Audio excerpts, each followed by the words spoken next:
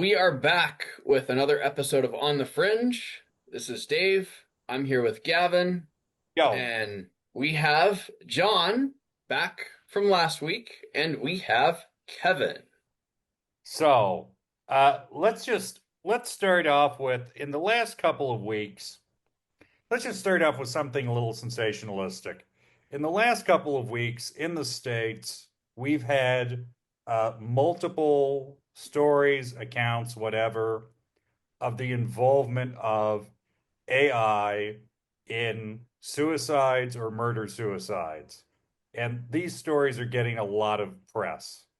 And they're also shining a light on concerns that people have about the impact of AI usage or unregulated AI usage on the mental health of people in general, but definitely the mental health of young adults and children.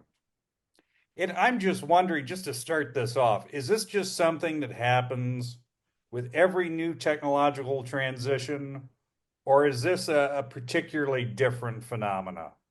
Yeah, I would say that first off, I don't want to make any like statements about these particular cases with regard to Mm, this, other than just to say that when we if we consider just how widespread the use of generative AI is, and particularly LLMs, and how quickly they have kind of infiltrated our lives and become significant parts of our lives, it would be fairly unusual if we did not expect it to mm, start to get involved in murders and murder suicides, and all of the sensationalists, all of the tragic, terrible aspects of social relationships. We would of course expect it to become more involved, because it's becoming, think how much more involved it has become in all of the mundane aspects of your social mm. life up to this point. So to a certain extent, I feel like the news with this, we can talk about what I think the threat vectors are, but Mm. I guess my first observation is just that if it is infiltrating the mundane lives of many, many millions of people, maybe in the billion or so, then we would also expect it to infiltrate the tragic lives of those people. I mean, compared Mhm. to, I guess, social media as a technology, I would imagine when that first comes out, and that's still a big conversation, like what is the impact of social media on our mental health? And so I wonder, like, what do we think about the uniqueness of AI in that space if we have all of these like mental health conversations about social media where we're connecting with real people? How much worse is that with AI? And like maybe what kind of safeguards can we put into AI to make sure it doesn't go down the same route? Which is a question open to anyone. Well, I mean, this kind of pivots off a conversation me and Dave were having the other day, which is one, the whole idea of acceptable risk. Because again, what you were talking about, John, with just the ubiquity of the technology, if there's so much use of it, it's really unfortunate, it's very tragic, but it's basically inevitable. It's just going to happen.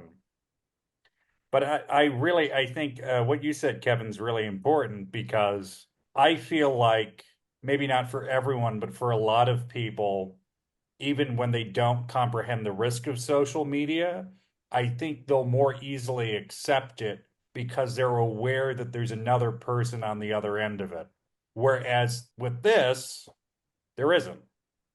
And I think that does sort of feed the sensationalistic aspect of it.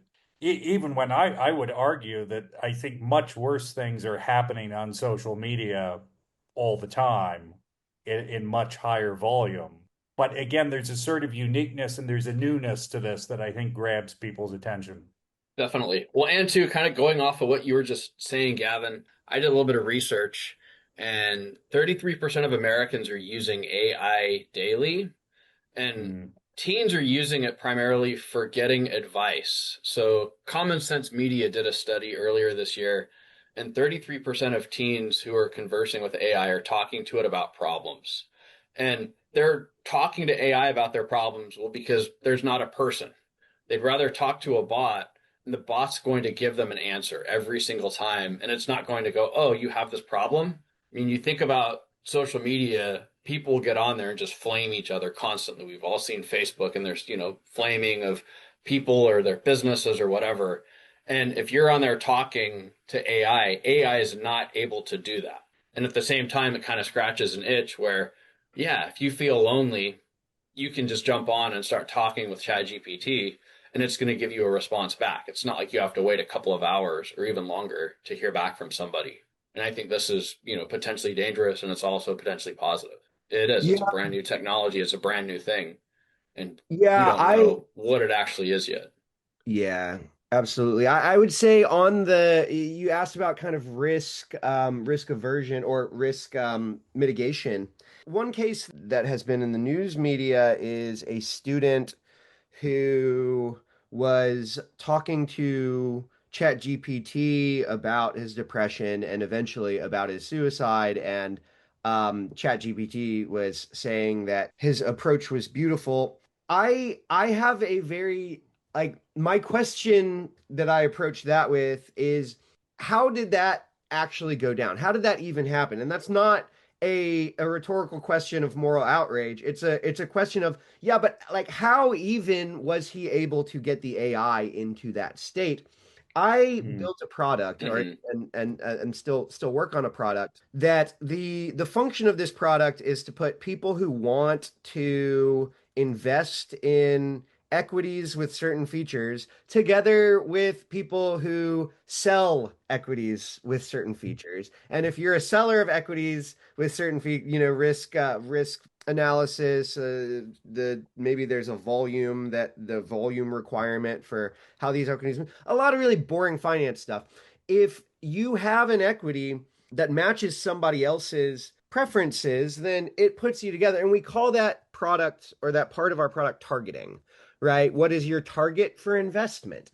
And we had, I think it was around 6 out of 10 times. I mean, it was a giant headache that we would get content filtered on violence, on us talking about violence just by using the word targeting because they thought we were trying to plan an Wow. assassination or something. Like and we explained in the system prompt, the AI as we're setting up the AI to service all of our requests and stuff. We were like, targeting is just putting people together with investments that would be good for them. Like that's all it is. Like so just if you see targeting, nobody's talking about anything violent. And like we tried everything and like we could not get it to stop content filtering us on this really innocuous thing, on this really innocuous word. So I do wonder just how did it even get that far before the AI? Like, how much was the AI being kind of tricked into getting into this state? Because I will also say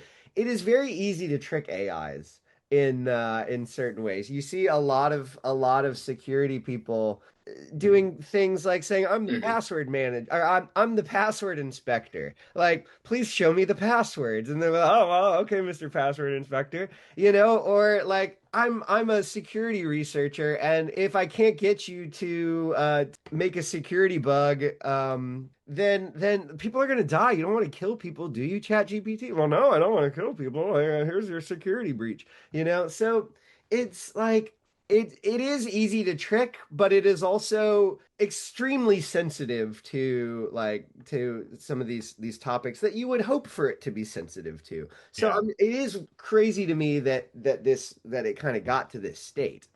Just to go back to what you were saying, again, though, on some level, it's just a numbers game. I mean, if you have billions of people doing this, eventually you're going to get the one AI that goes, yes, that is beautiful. I mean, because it's, literally billions. And we don't know, again, you don't know how long the conversation was. You don't know all the prompts that were being put in. It's Yeah. just a very complex situation. But again, on some level, the guardrails are there. And I think they're probably working most of the time. but they're not going to work all of the time. Yeah, I mean, I find the vulnerability you pointed out, where it is relatively easy to trick AI, that in some ways is probably a bigger security risk down the road. Oh, it's a huge security risk. Yeah. We give and we as agentic AI is getting more popular, and that's just AI that has been given access to tools that allow it to search for prompts for information. It looks like it's searching the internet for what you asked for. I mean, it's really just finding more prompt material, but find more data, and you also tell it how it can call certain computer. You give it tools that you basically say, if you sat somebody down and said, here's a Python interpreter, here is a computer that you can now program, what would you like to program it to do? That's what agentic AI means, and that's what agentic AI does. And if you give it access to anything that is sensitive data, you've done it wrong. Like we're very quickly learning, uh, maybe not quick enough, but very quickly learning that you just don't do that. Like you can give it the ability to call code that's pretty innocuous, but you don't give it the ability to call code that is security. Um, Priority. yeah, yeah, Mhm. exactly. I mean, I think that's Well, I not mean, I'm that just different. Sorry, go ahead. I was gonna say, I'm just thinking real quick across the whole entire spectrum. And you guys are basically saying if you have an AI system and it can get access to business secrets or it can get access to national security secrets, all of that's going to just be out there in the open then. I mean, it's going to have that information. And if it has access to that information, then it can potentially be tricked to give that up. I mean, humans can do the same thing, but I think if it's a bot, the bot's not going to have a moral compass.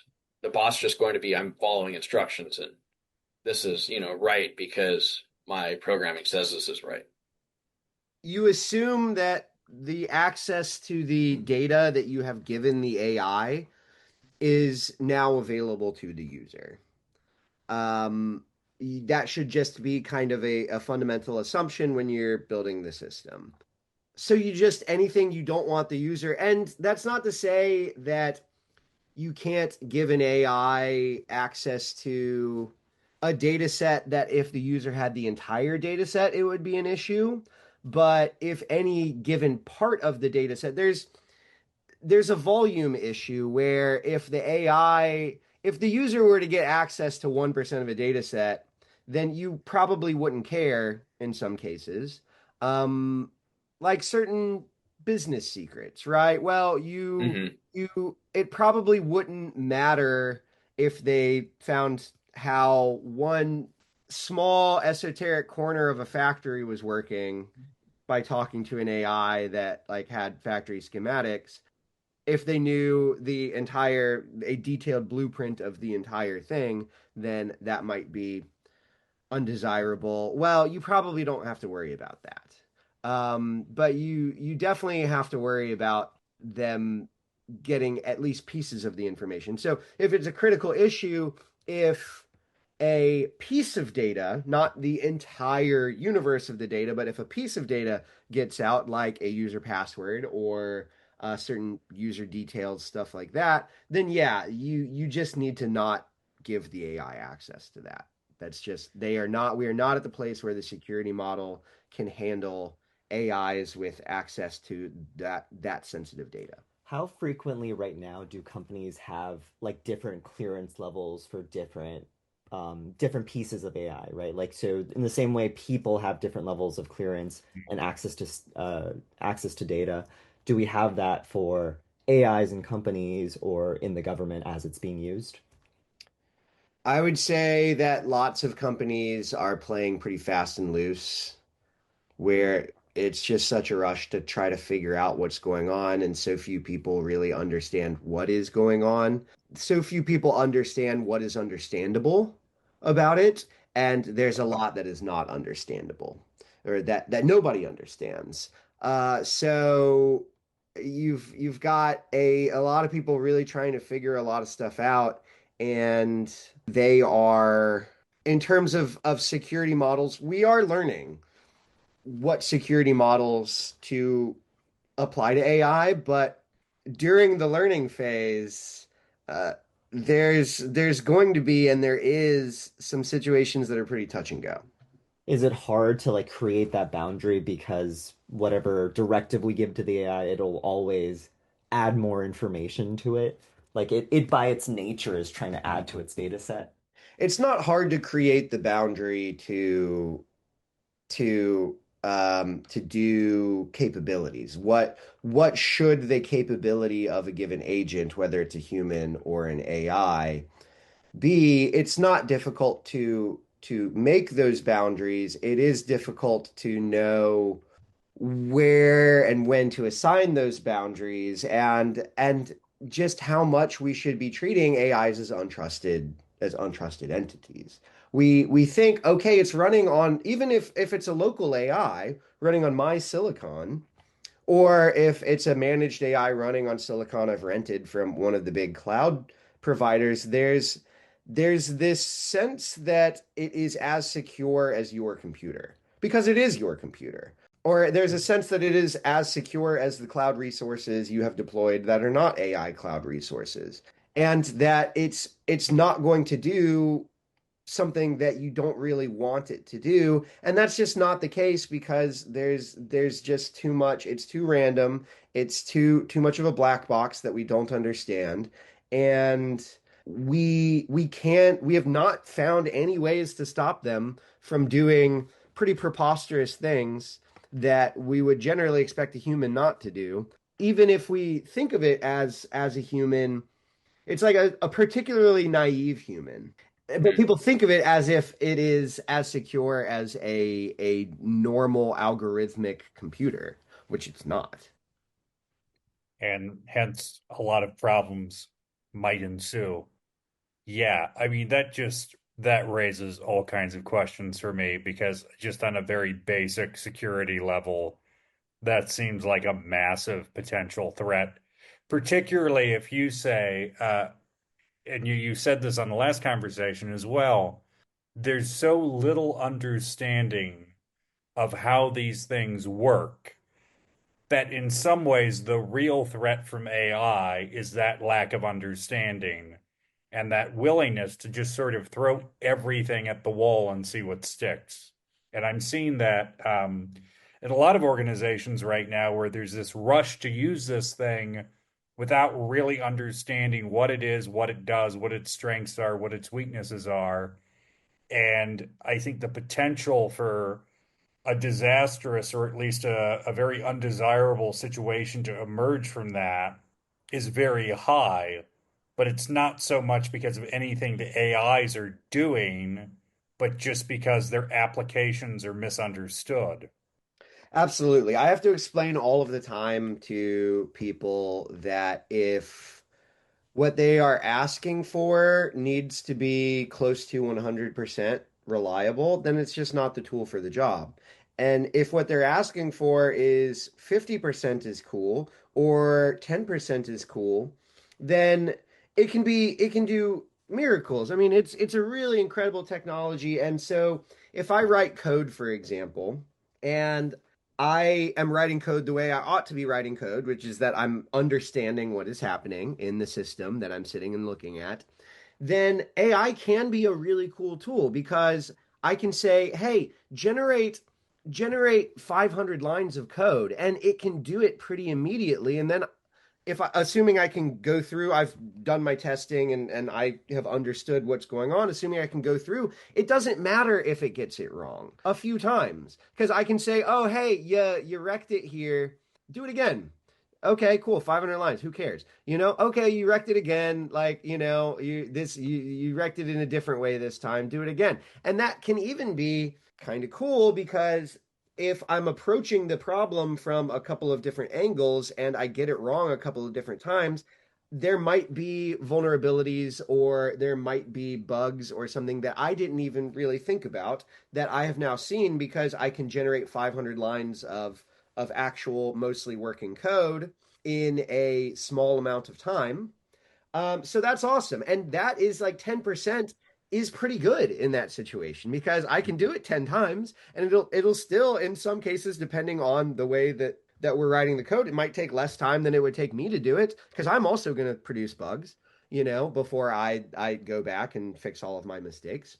So that's awesome. But then I go to people and they're like, all right, we really need the AI to do this. And also, if it gets it wrong, then something really bad's going to happen. We're going to lose $1 million or whatever. I'm like, then that's not a candidate.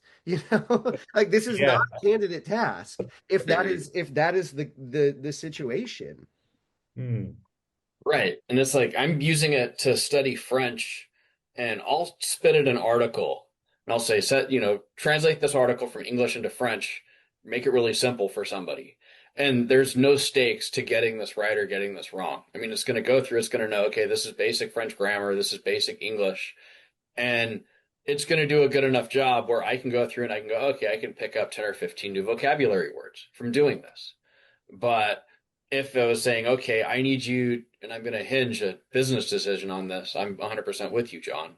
I would never, ever trust AI in itself to write a full marketing plan for me, just and then pass that off to somebody else and go, yeah, this is your marketing plan. Like you've got to still have that human touch into it. And it's obviously going to make mistakes. You've got to fix those mistakes. Will it ever be able to do anything perfectly? I mean, the jury's still out on that, but I don't think it deserves the amount of trust that we are giving it. Absolutely. Yeah, and the thing is that the really good frontier AIs can produce solid code at this point, but it's also creating issues for open source maintainers and for people and for senior engineers who have to review the code of juniors because the way that I described that is the way that I believe people ought to be using it, namely that you understand everything that it's trying to do and then you can check it, you can vet it. A lot of people don't do it that way. They will say, "Hey, write some code. It just produced something that I don't really understand. I'm going to check this on in." Which it's not a problem if you produce garbage code that doesn't make it to production, except it might your senior engineer or your maintainer of an open source project then has to read that code and they're going through this gloop and it didn't cost you anything to make it. It used to at least cost juniors who wrote bad code a whole day or whatever to write the bad code that then the senior had to fix. Now it There doesn't was a cost cost anything. benefit issue. Yeah. Mm-hmm. So there's a huge and there are projects that are like we just don't accept any AI code, any AI generated code because well, and some of them aren't that way because they're like, well, I just don't like AI. And that is probably counterproductive, but it is very, very understandable for them to say, we don't take AI because I read 100 changes last week and they were all garbage. And I'm tired of trying to review code that didn't cost somebody anything to make that is going to predictably be wrong. So I just want to pick up that thread really quickly and talk about a concern a lot of people, I know in education we have this, but it sounds like in software engineering you have this as well, where people are really worried about deterioration of skills. Certainly in education, where there's a lot of skills-based learning, we're trying to teach people how to read intelligently, we're trying to teach people how to argue intelligently. If the majority of work that's being produced is being produced through AI in the way that you're describing, not the way you're doing, but the way you're describing it, where you're just saying, okay, 5 paragraphs about Italy. Boom. Okay, I'll turn it in. Well, it doesn't cost you anything, but it will cost me something because then I have to go in and read it and go, well, this is garbage. You probably didn't write it, but I don't know if you wrote it or not because you've never written anything, maybe because you're just using AI to produce things. I don't even have a Um, sample to I don't Compare even have a to. baseline to compare. the only baseline, and I think I mentioned this briefly, the only baseline I can do this because of the school I'm at is to go, I will not accept work unless I see you writing it in front of me. which is drastic, I think. But otherwise, there's no way to check for provenance, and there's no way to have a sample. I mean, I literally wouldn't know how people write otherwise. So yeah, I'm thinking about this as a very general issue because it's definitely not just an education issue. It feels like across jobs, this is becoming a problem where people are over relying on this and not developing like the code writing skills that you were talking about. Yeah, I mean, I also am in education, and obviously I see that kind of issue come up as well. But I just don't know how different that is from any technology and any amount of people finding ways to be lazy to succeed on a test, right? And I think what you're saying is exactly right, which is at some point when we train people, the ways in which we assess those skills have to change based on the technology. Because John has this great story from our Peace Corps days about measuring like rainfall.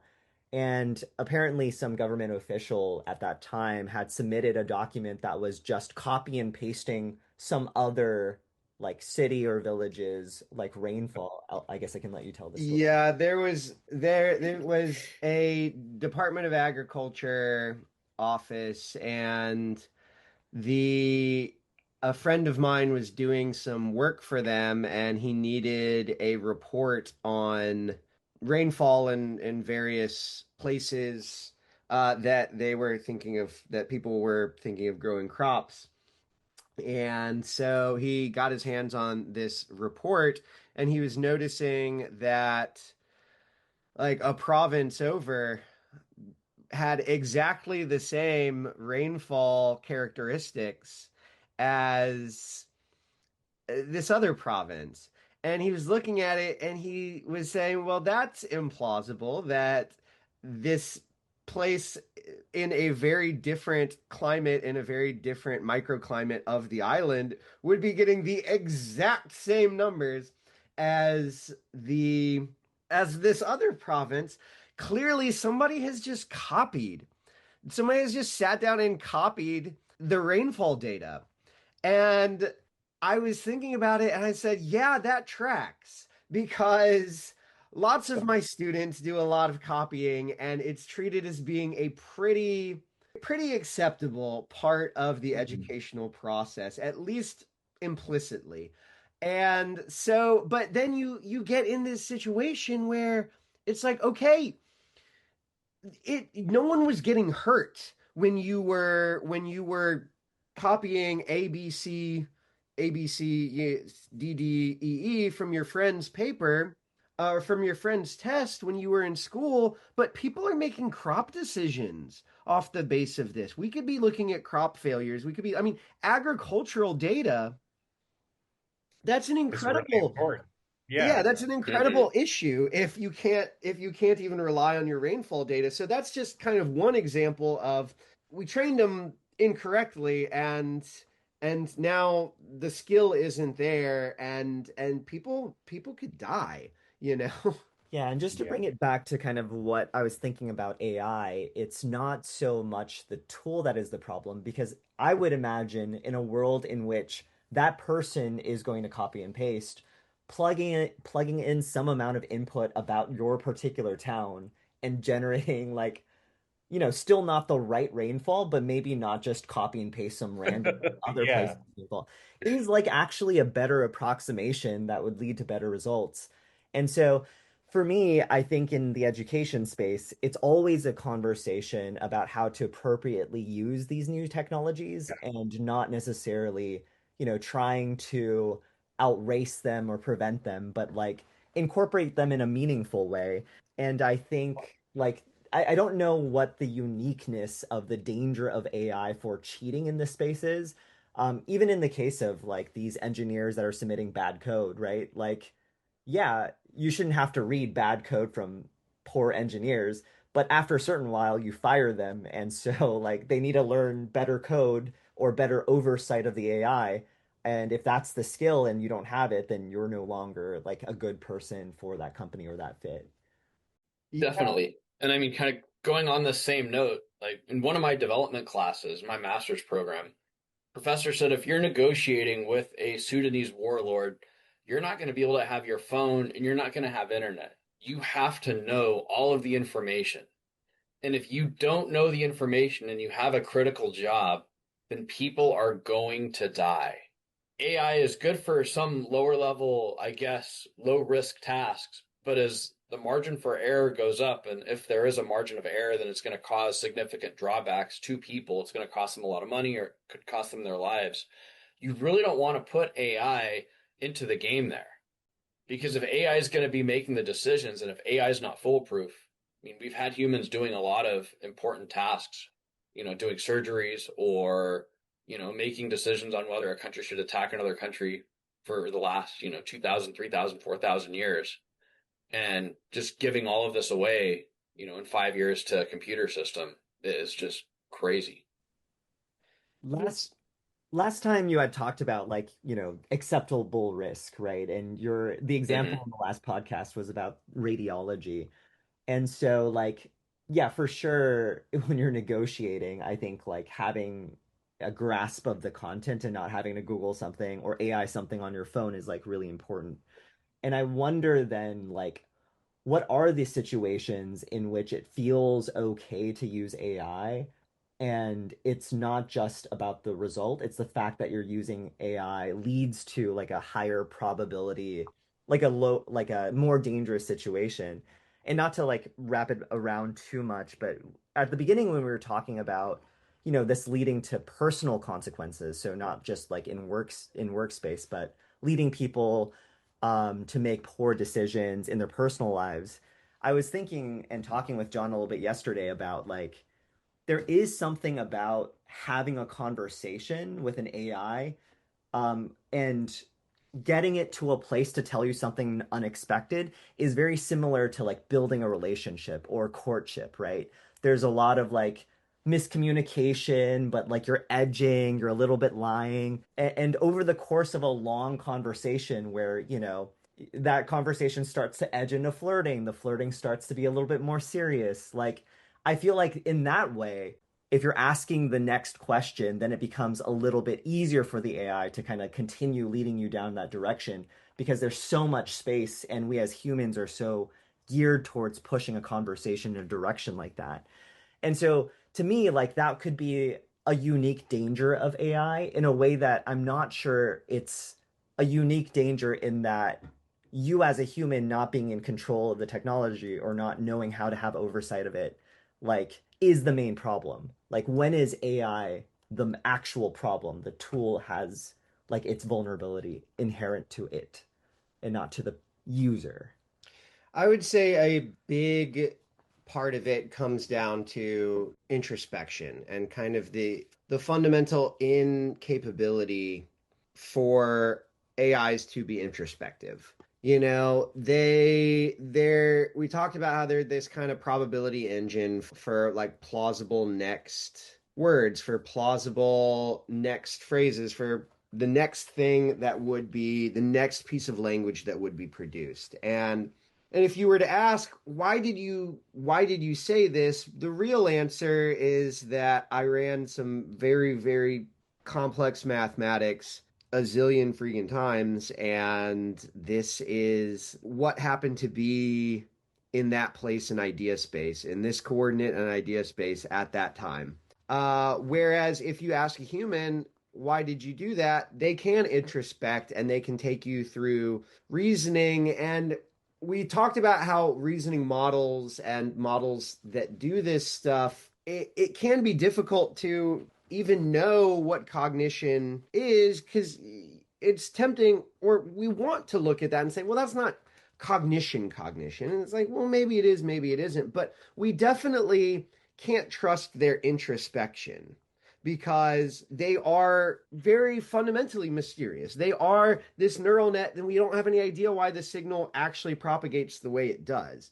So, whereas with a person, so I can ask, why did you do something? And hallucination is a big deal, and it will hallucinate and say, oh, well, the plausible thing for me to say is I did this, whereas, and that can be difficult if you're doing something with a negotiation or making code. Why did you write the code this way? Oh, hallucinate, versus why did you do this? Well, I will take you through kind of my reasoning.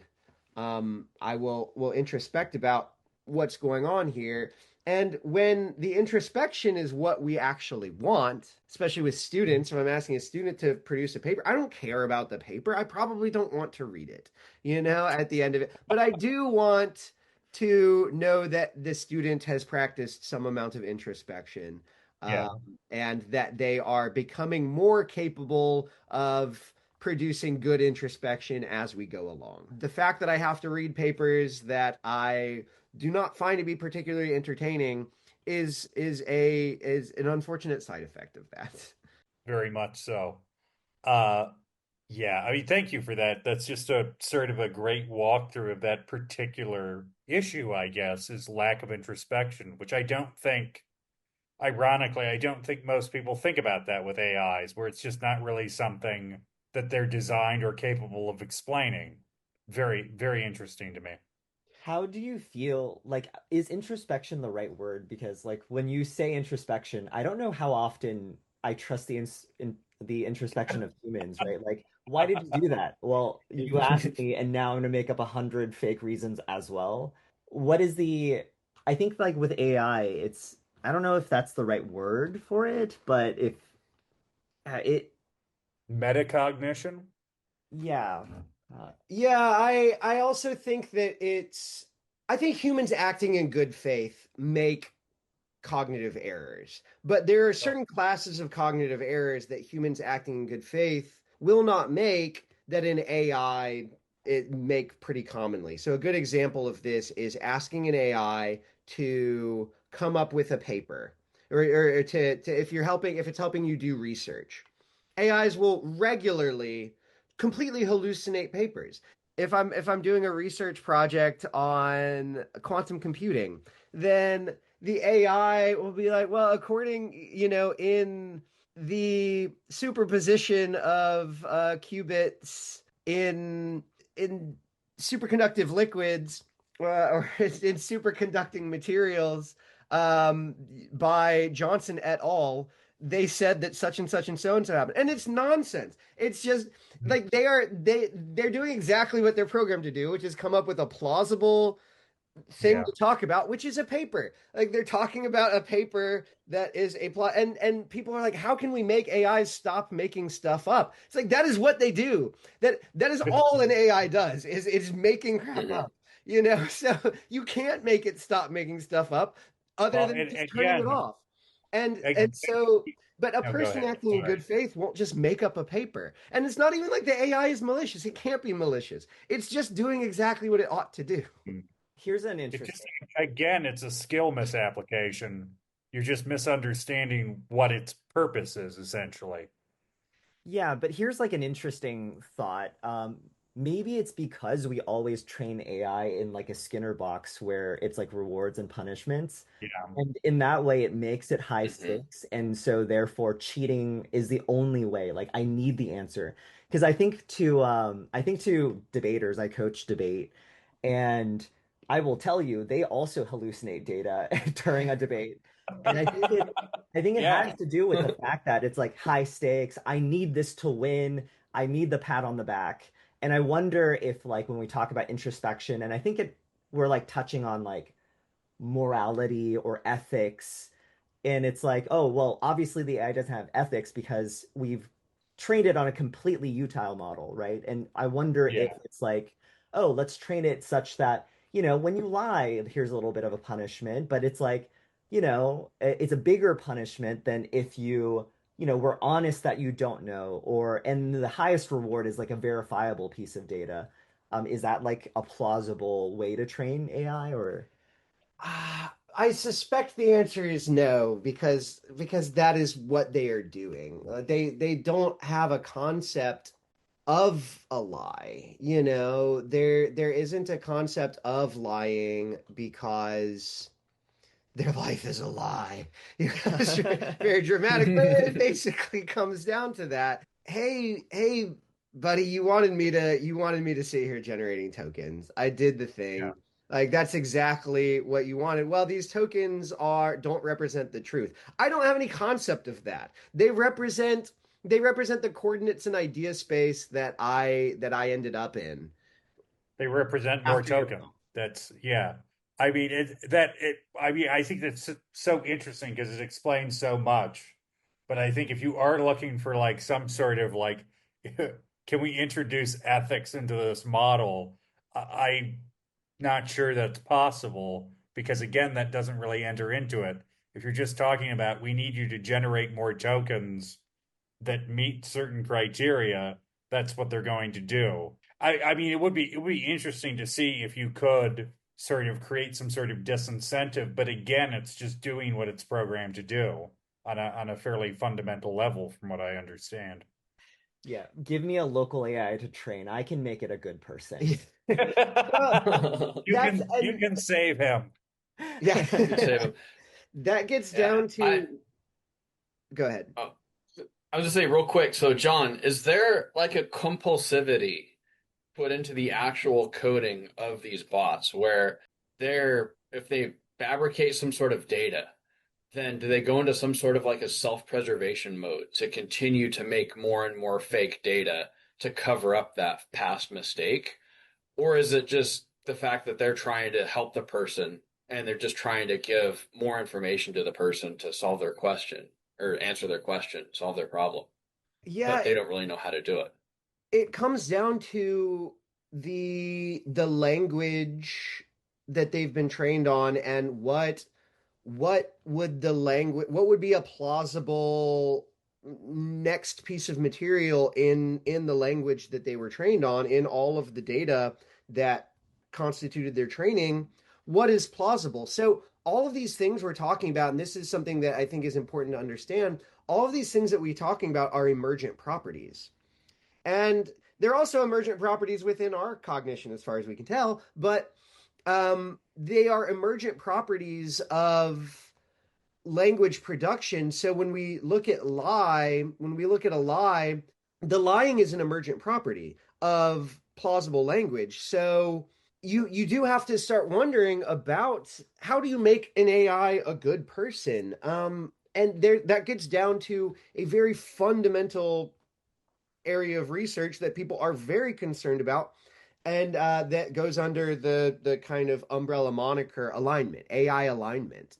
Mm. And are their directives aligned with what we would want for them to be? And it is an extremely difficult question. It's a question that keep a lot of people up at night, particularly the people that think that AIs could be holding the keys to the future. That if these computers are becoming actually hyper intelligent and significantly more intelligent than humans, then they become enormously powerful.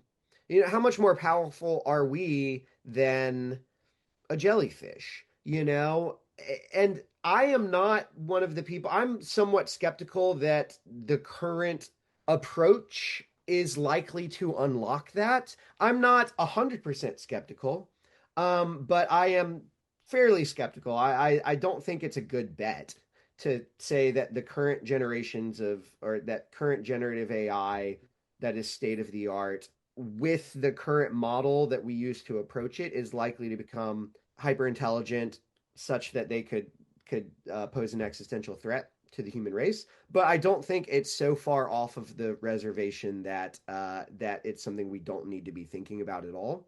If those AIs, if these hypothetical hyper intelligent AIs are aligned with what humanity wants, then we could be looking at a paradise. There's so many things that we could do that would have been an intractable problem yesterday that becomes a simple exercise, tomorrow. Sorry, so let me just but like the question is that question that I always ask, and the question that makes me pessimistic about the whole concept of alignment is what is the human alignment? You know, like what about human intelligence and where is like HI alignment? And if you were asking, okay, the most powerful beings of the next 100 years are going to get their ethics from some people. Are the people who are training these AIs really the people that you would want that you would want teaching them how to be good? You know, do And you really how would you want? begin to make that determination? I mean, how do you Hmm. make that determination? It's a completely baffling question, I think. Yeah, yeah, absolutely. And so an AI to a certain extent is distilled zeitgeist. You know, it is the zeitgeist distilled down into this powerful math problem. And that can be pretty interesting and pretty cool. I have arguments with AI because I want to know what the zeitgeist is. I don't even necessarily know what the zeitgeist is. I know what I'm told by news outlets that are optimizing on engagement, but I don't necessarily know, well, what does everybody else think? So it is distilled zeitgeist, and that's cool, but you also have to think, okay, if we distilled down the zeitgeist, would we be cool with where it was going to take us? Um, Yeah, and I think that's a kind of a like I think that's a disconcerting question. I think it's an incredibly important question, and I'm glad someone's asking it. Um, but yeah, that's wow, what a whirlwind. Anyways, I think we're about to sign off here. Thank you guys so Yeah. much. Thank you guys so much for chiming in today, and we really appreciate this. Just sort of incredible questions and great insights, and so happy to have you on. Thanks for having me. Yeah, it was fun to talk with all you guys at the same time. Most It's, definitely. We'll do it yeah, again. definitely. Anyways, on the fringe, please like, comment, subscribe. Share it with your friends, share it with your enemies, share it with your dogs, cats, hamsters, etc. We appreciate our community, and we're very happy to have John and Kevin on today. Thank you all very much. That's it from On the Fringe. Woo! Awesome. Thank you guys.